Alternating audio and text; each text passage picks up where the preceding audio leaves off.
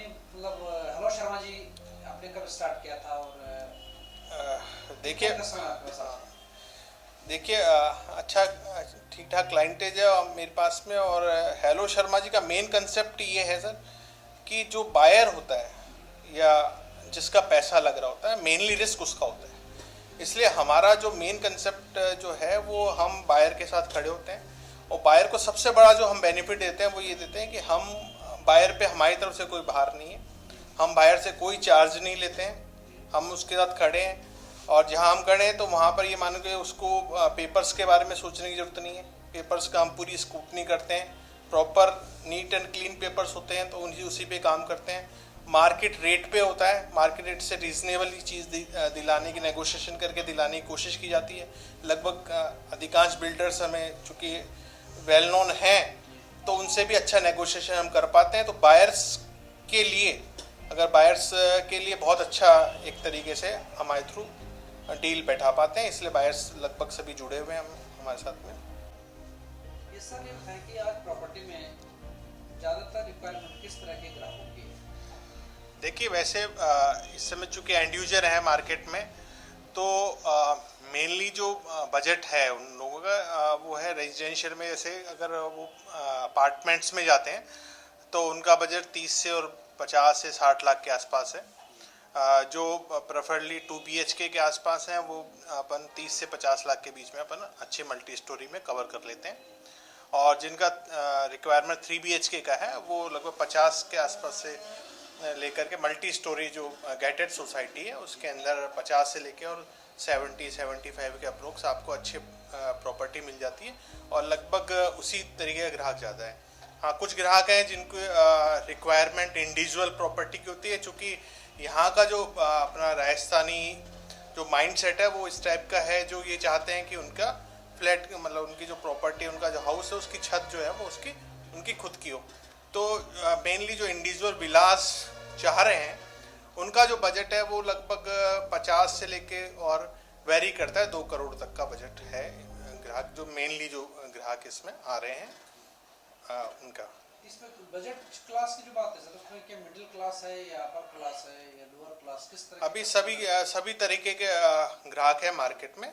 ऐसे ग्राहक भी हैं जिनका बजट 15 से 20 लाख के आसपास वेरी करता है, जो कि लॉन से एक जो रेंटेड हाउस में ले रहे हैं वहाँ पे वो 7-8 हज़ार रुपये रेंट दे रहे हैं। तो वही चाह रहे हैं कि ठीक ठाक से थोड़ा बहुत इन्वेस्ट करके और बाकी वो बैंक से लोन हो जाए उनका, और वो रेंट की जगह वो एक अपने खुद के घर में शिफ्ट हो जाए और रेंट से थोड़ी सी और ऊपर EMI उनकी बन जाए और वो अपने खुद के घर में शिफ्ट हो जाएं। धीरे धीरे वो अपने घर के सपने को भी साकार कर पाएं। वर्तमान का जो मार्केट है सर, इसमें क्या लगता है प्रॉपर्टी की क्या स्थिति रहेगी, फ्यूचर किस तरह का प्रॉपर्टी का होगा? देखिए वर्तमान जो मार्केट है वो चूंकि कोरोना का इफेक्ट आया है और मार्केट की जो रेट्स हैं वो स्टेबल हैं और थोड़ी कहीं कहीं कहीं जगह है जहाँ पर कि 10 से 15%, 20% के आसपास डिक्रीज भी हुआ है। तो मार्केट में अगर हम परचेजर के हिसाब से सोचें अपन, तो मार्केट बहुत अच्छा है। गोल्डन अपॉर्चुनिटी है आपको अपनी पसंद की रेट पे और चीज़ बहुत अच्छी है उसे अवेलेबल है।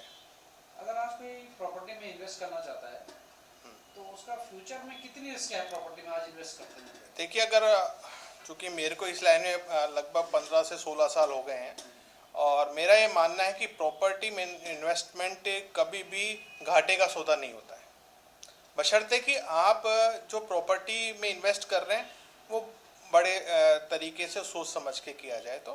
क्योंकि प्रॉपर्टी में लगाया हुआ पैसा कभी भी जीरो नहीं होता है और हरदम एप्रिसिएशन की तरफ जाता है। ये हो सकता है ग्रोथ रेट आपको किसी साल आपको 10% मिली और किसी साल आपको 20% मिली, तो ग्रोथ रेट का फ़र्क हो सकता है लेकिन कभी भी माइनस में नहीं जाता है अगर आपकी परचेजिंग अच्छी है।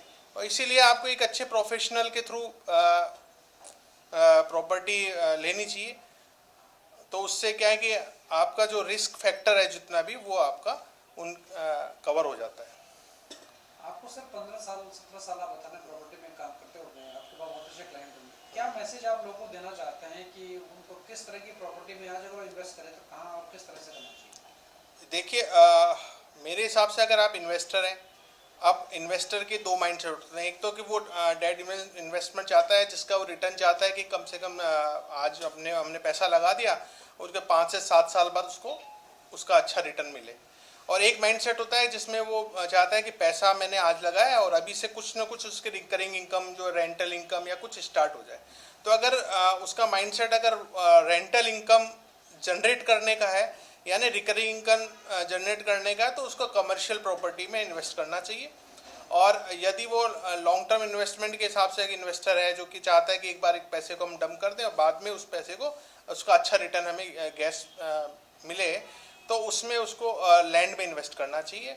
और मैं तो प्रेफरली लैंड में इन्वेस्ट करने पे ही ज़्यादा प्रेफरेंस देता हूँ, क्योंकि उसमें बहुत अच्छी ग्रोथ मिलती है। जहाँ पे आज रेट जो सराउंडिंग जो थोड़ी दूर कॉलोनी है जहाँ डेवलपमेंट अभी स्टार्ट हुआ है, वहाँ पे अगर आप आज प्रॉपर्टी खरीद लेते हैं तो आने वाले टाइम में बहुत अच्छी आप उस पर एप्रिसिएशन आपको हासिल होता है। जैसे लैंड में इन्वेस्टमेंट करने की आपने बात बताई, इसमें आपको क्या लगता है कि कौन सा एरिया बहुत बेटर होगा आने वाले 10 साल 7 साल में? अगर देखिए, अब हम बात करें इधर, अगर वैशाली के आसपास की बात करें तो सिरसी रोड में बहुत अच्छा ग्रोथ अपने को आने वाले टाइम में देखने को मिलेगा। गांधीपथ वेस्ट में अच्छा ग्रोथ देखने को मिलेगा। अजमेर रोड में हम बाईपास से क्रॉस निकल के जो अभी सराउंडिंग में कॉलोनियाँ डेवलप हो रही हैं वो बहुत अच्छी ग्रोथ दिखाएंगी। और इधर हम मालवीय नगर की तरफ जाएँ तो जगतपुरा के आसपास डेवलप होती हुई जितनी भी कॉलोनियाँ हैं वो सब बहुत अच्छी ग्रोथ दिखा रही हैं। इधर में मुरलीपुरा से हम मतलब सीकर रोड की तरफ जाएं तो मुरलीपुरा से आगे जो एरियाज डेवलप हो रहे हैं, कालवा रोड पे गोविंदपुरा के आसपास के जो एरिया डेवलप हो रहे हैं वो आने वाले टाइम बहुत अच्छा ग्रोथ दिखाएंगे।